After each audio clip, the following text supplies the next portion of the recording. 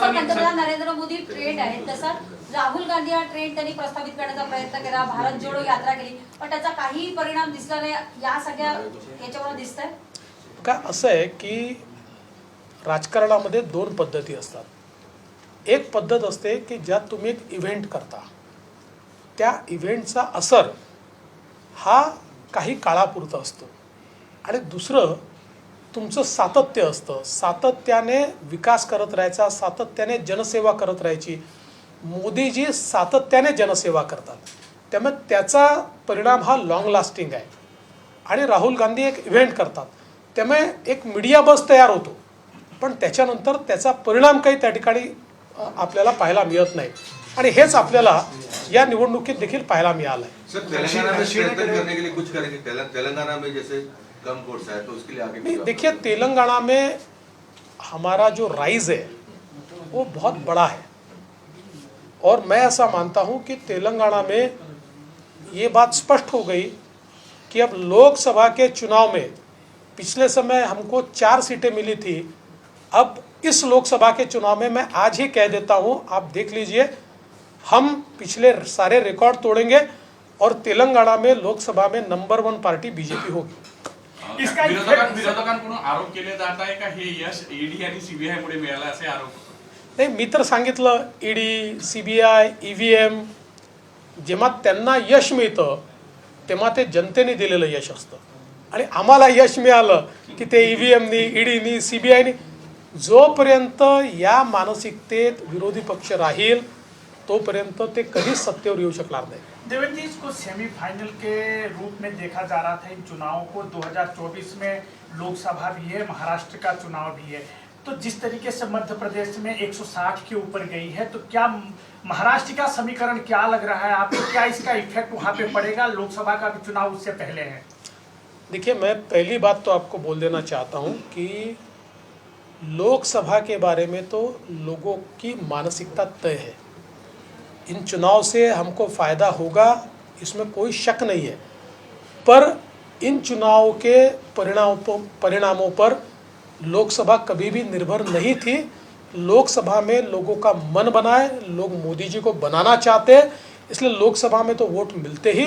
लेकिन अब मैं ऐसा मानता हूं कि इसके कारण बहुत ज़्यादा सकारात्मकता तैयार हो गई है. देवेंद्रजी, हिंदी भागात भाजपला मतं मिळते, मात्र आता दक्षिणेत कर्नाटकला पराभवाला सामोरं जावं लागलं. इथे तेलंगणातही काही फार करिश्मा दाखवता आला नाही. दक्षिणेतले लोक भाजपला का स्वीकारत नाही? पहिली गोष्ट तर अशी आहे की तेलंगणामध्ये आमचा राईज हा नेत्रदीपक आहे, आणि मी तुम्हाला विश्वासाने सांगतो की तेलंगणामध्ये लोकसभेमध्ये नंबर 1 पार्टी बीजेपी असेल, आणि पुढच्या विधानसभेत आम्ही तेलंगणा जिंकू. कर्नाटकमध्ये खोटी आश्वासनं देऊन निवडून आलेल्या काँग्रेसची स्थिती आजच अशी आहे. मी तुम्हाला लिहून देतो, आणि माझा बाईट आजचा तुम्ही लोकसभेच्या दिवशी जरूर वापरा, की लोकसभेमध्ये कर्नाटकमध्ये 20पेक्षा जास्त जागा भारतीय जनता पार्टी जिंकणार.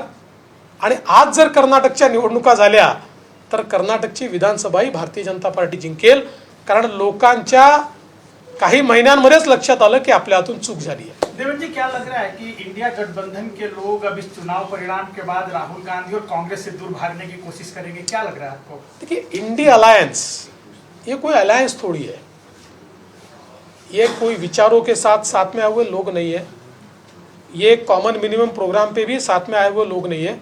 इनका केवल एक प्रोग्राम है, मोदी जी को हटाओ, क्योंकि मोदी जी के कारण इन सारी परिवारवादी पार्टियों की दुकानदारी बंद हो रही है. इसलिए मोदी जी को हटाने का प्रयास ये लोग मिलकर करते हैं. इसलिए ये कभी कोहेसिव ग्रुप था नहीं, आगे भी कोहेसिव ग्रुप रह सकता नहीं. एक एसआईटी, सीआईडी और ईडी का डर दिखाकर आप चुनाव जीते, ऐसा भी विरोधियों का कहना, क्या बताएं? नहीं, अभी ईवीएम की बात नहीं की है, उसके बाद फिर जवाब देता हूँ. अभी ईवीएम की भी तो बात करने दीजिए ना उनको. सगळ्यावरनं काँग्रेसमध्ये लीडिंग नाही आहे सध्या कोणीही नेता ज्याच्यावरती काँग्रेस मागू शकेल, आणि स्थानिक ज्यांचं जे राजकारण आहे, कुरघोडी आहे, त्याचा हा सगळा परिणाम आहे. तर तुम्ही आत्मचिंतनाचा सल्ला द्याल का? कारण की भाजप कुठे हरली तर ते आत्मचिंतनाचा सल्ला देतात.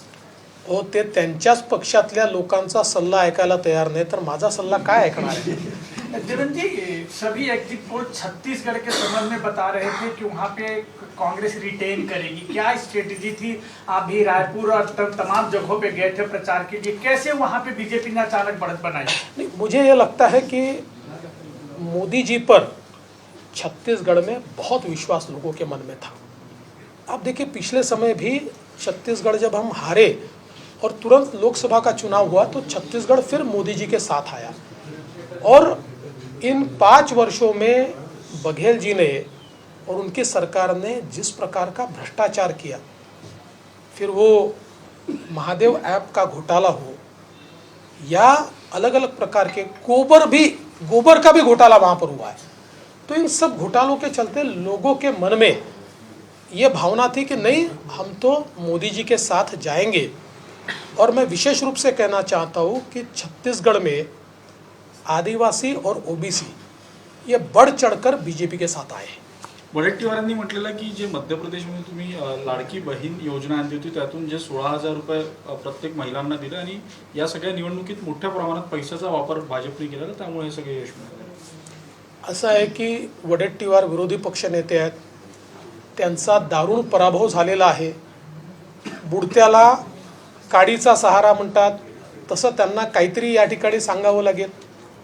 खरं म्हणजे छत्तीसगडमध्ये आम्ही जिंकलो, तिथे तर आम्ही सत्तेत नव्हतो, तिथे तर आमची कुठली योजना नव्हती। या ज्या काही सगळ्या योजना आहेत, या योजनांपेक्षाही मोदीजींच्या ज्या योजना आहेत त्या परमनंट योजनांचा जो परिणाम आहे त्या परिणामांमुळे आम्ही जिंकतो। बावनकुळेजी पण इथे आहेत। महाराष्ट्रासाठी आता विधानसभा आणि लोकसभेचं टार्गेट आपण वाढवलंय का जागांचं? नाही, असं आहे की पक्षाध्यक्षांचं काम असतं की एक टार्गेट ठरवलं पाहिजे, तसं त्यांनी टार्गेट ठरवलं आहे आणि पक्षाध्यक्ष सांगतील ते टार्गेट अचीव करण्याचा प्रयत्न आम्ही सगळे मिळून करू। थँक्यू। पुढच्या विधानसभेत आम्ही तेलंगणा जिंकू असा विश्वास फडणवीस यांनी व्यक्त केलेला, कारण 3 राज्यात घवघवीत यश मिळवलं, फक्त तेलंगणा राहिले, मात्र ती सुद्धा कसर आम्ही नंतर भरून काढू असं उपमुख्यमंत्री देवेंद्र फडणवीस यांनी सांगितलेलं आहे। परत कर्नाटकमध्ये देखील आम्ही लोकसभेच्या जागा जिंकू, 20 जागा जिंकू असं ते म्हटलेले आहेत। नरेंद्र मोदी हे भाजपचे ब्रँड आहेत, मोदींना पाहूनच मतदार भाजपला मतदान करतात हे देखील सांगायला फडणवीस विसरले नाहीत।